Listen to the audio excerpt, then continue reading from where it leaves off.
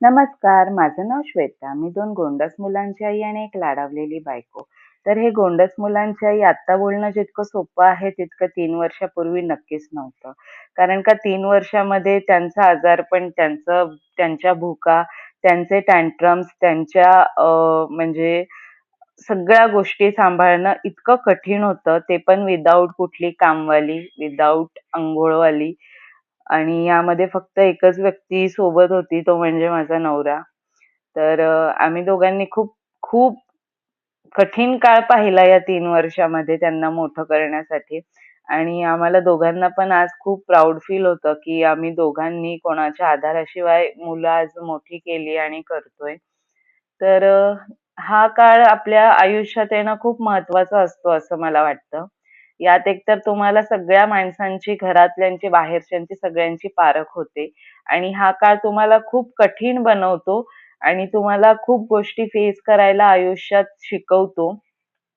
तर एक मुलं तर तुमचा सॉफ्ट कॉर्नर असतोच. पण काही गोष्टींमुळे तुम्ही इतके कठीण बनलेले असता, की हे जग असंही असू शकतं, ह्यासाठी तुम्हाला ते तयार करतात. हा काळ आपल्याला तयार करतो. तर हा काळ खूप पॉझिटिव्हली घ्यायला हवा मला असं वाटतं. माझ्यासोबतही खूप गोष्टी झाल्या. यामध्ये फक्त मला एकाच व्यक्तीने साथ दिली ती म्हणजे Google.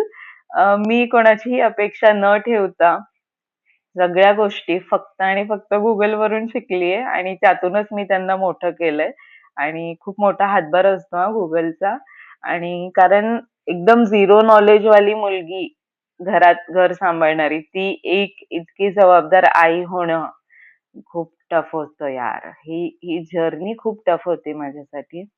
अजूनही कधी-कधी डिप्रेशन येतं आपल्या जॉब सोडल्याचं, करियर एकदम फुल स्टॉप लावल्याचं, पण ठीक आहे. आजचं आपलं कम्फर्ट मील होतं मेथकूट भात. तर सासूने जावयाला दिलेला मेथकुटावर मुलगी ताव मारत होती. आज डब्बा वगैरे नव्हता, तर आज हेच आपलं कम्फर्ट फूड होतं आणि हे मला खूप आवडतं. आज काही रेसिपी नाही, उद्या छान रेसिपी सांगेल मी तुम्हाला तुमच्या मुलांसाठी आणि तुमच्या घरातल्या वयस्कर लोकांसाठी. तर तुम्ही नक्की बघा नेक्स्ट व्हिडिओ माझा. आवडेल तुम्हाला आणि एकदम सिंपल सांगेल, डोंट वरी. ठीक आहे? उद्या भेटू. चलो बाय. Take care. बाय.